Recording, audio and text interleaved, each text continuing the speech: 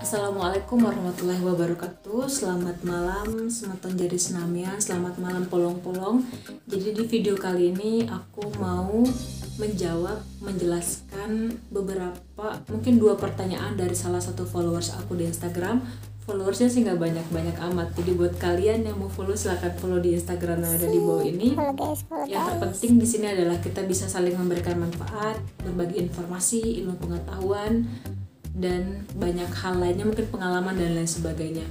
Nah, di sini ada 2 pertanyaan yang mau aku bacakan ke kalian semua, sekaligus aku mau sharing pengalaman juga karena pada tahun 2018 aku divonis TBC paru oleh dokter waktu itu, dan alhamdulillah sudah tidak pernah ngerasakan gejala-gejala yang kayak dulu lagi. Semoga kita semua tetap sehat ke depannya dan bisa berbagi pengalaman ke teman-teman yang baru mengidap atau yang baru divonis. Itu rasanya apa ya, kayak ada sedikit mungkin ya, musibah kan datang juga, Tuhan punya suatu apa ya, maksud gitu ya. Jadi mungkin hikmahnya itu aku bisa berbagi ke teman-teman yang baru divonis.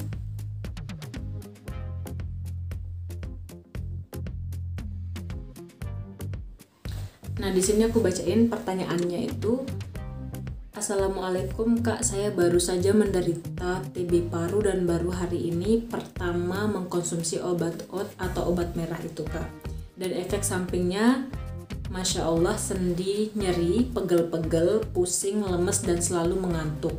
Apakah dulu kakak saat mengkonsumsi obat itu merasakan efek sampingnya? Nah, terkait efek samping yang aku rasain mirip-mirip sama yang mbaknya rasakan. Jadi efek sampingnya tuh banyak banget, dan yang paling kerasa tuh organ dalam kita tuh kayak disayat. Kemudian terutama di bagian, aku nggak gimana ya, lambung itu rasanya kayak diisi sama batu yang tajam-tajam gitu loh, dan itu rasanya perih, tapi gimana ya, perihnya nggak bisa kita garuk gitu loh.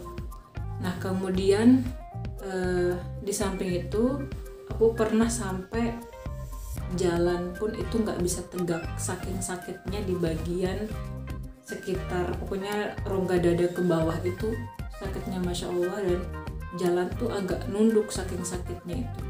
Bahkan pernah juga pandanganku gelap, kayak hampir pingsan gitu kan, karena mungkin tensi darah juga turun, berat badan juga turun drastis.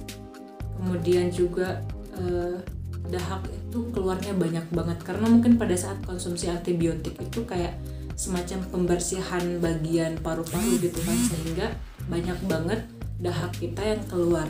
Setiap hari tuh aku kayak wajib gitu loh dahakan, dan dahaknya itu dari warna kuning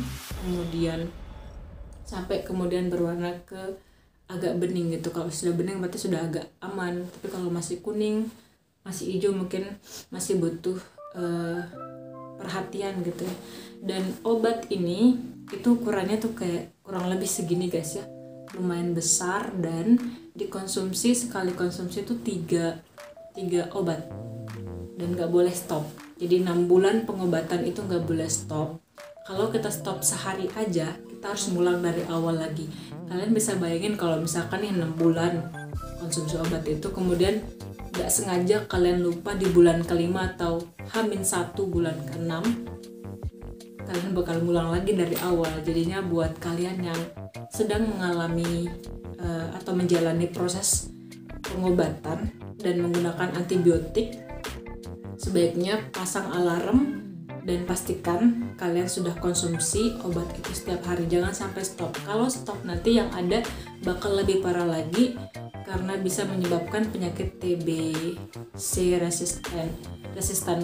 Jadi kalau misalkan berhenti sehari, itu ibarat kata bakterinya itu nanti bisa lebih kebal dari yang awal. Jadi kebanyakan orang, misalnya ketika dia mengalami pengobatan ini, aku dapat info dari perawat juga sih waktu aku konsultasi dan melihat grafik perkembangan atau kematian orang akibat TBC. Dan kalau aku nggak salah nih, TBC itu salah satu penyakit yang mematikan juga. Tapi kalau aku lihat yang nyebabin mematikan tuh karena penderitanya ini atau pasiennya ini tidak taat untuk mengkonsumsi obat tadi. Misal disuruh konsumsi obat tuh 6 bulan nih, 6 bulan tuh non-stop disuruhnya. Tapi kebanyakan orang ketika 2 bulan pertama ngerasa udah enakan, udah ngerasa sehat, jadinya dia berhenti. Nah, kalau dia berhenti, jadi kan kalau pikiran aku nih mungkin obatnya sudah diatur dosisnya gitu untuk ngelawan si bakteri tadi.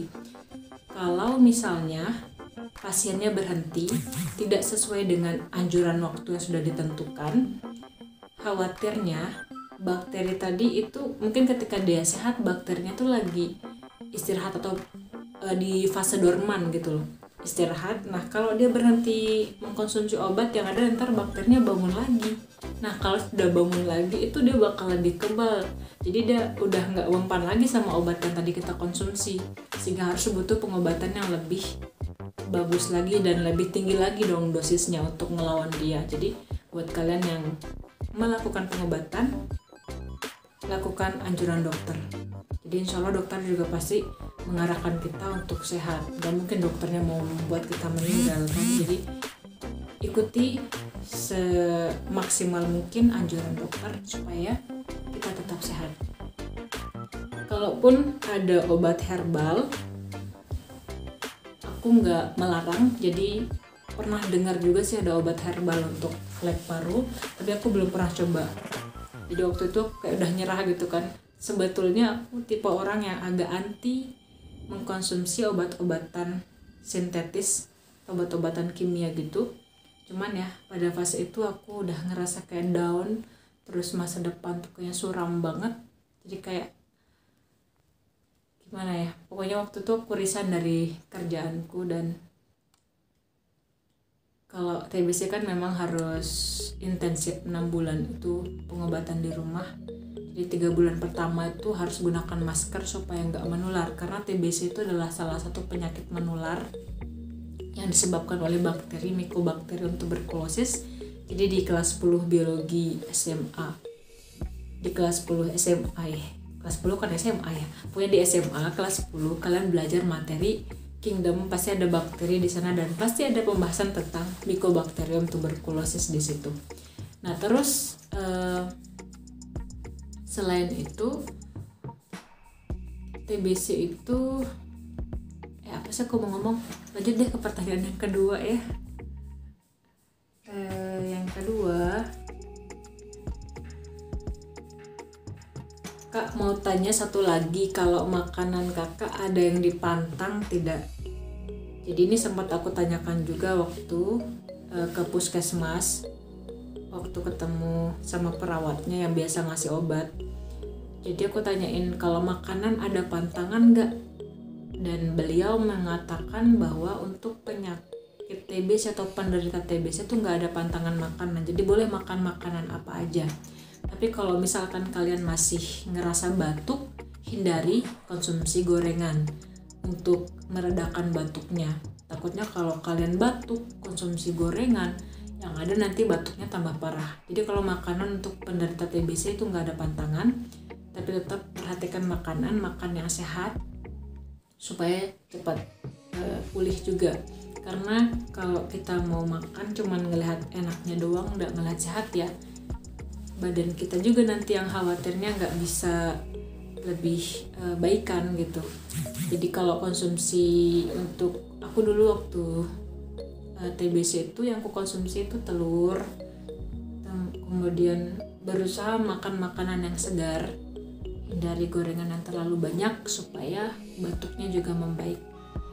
Kalau mungkin teman-teman yang udah ngalamin TBC ya, pada fase-fase 3 bulan pertama itu dahaknya Masya Allah keluarnya banyak banget, dan itu aku ngerasa jijik sama diri sendiri, banyak dan kental, pokoknya ya begitulah.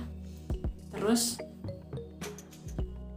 batuk itu masih juga parah 3 bulan pertama, dan tidur pun harus menggunakan masker guys. Jadi nggak boleh terlalu dekat sama keluarga yang lain, dalam artian kalau misalkan kontak itu harus saling menjaga. Pokoknya gunakan masker di 3 bulan pertama, karena 3 bulan pertama tuh rentan buat nular. Tapi kalau udah bulan keempat nggak apa-apa dibuka maskernya 4, 5, 6. Yang ku tahu, yang ku dapatkan informasinya dari dokter, 3 bulan pertama tuh ditutup pakai masker areal pernapasan kita, karena kan TBC tuh menular lewat pernapasan juga, atau mungkin ketika kita ngobrol dia bisa juga menular lewat itu.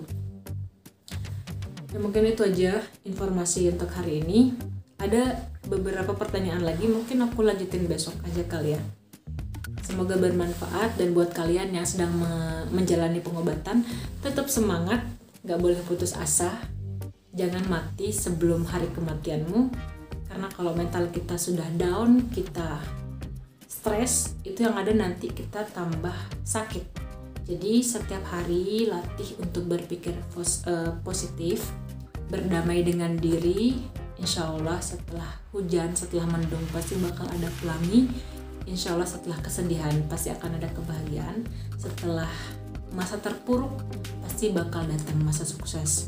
Jadi jangan menyerah, tetap berusaha, berdoa, dan fokus untuk sehat. Sekian, assalamualaikum warahmatullahi wabarakatuh.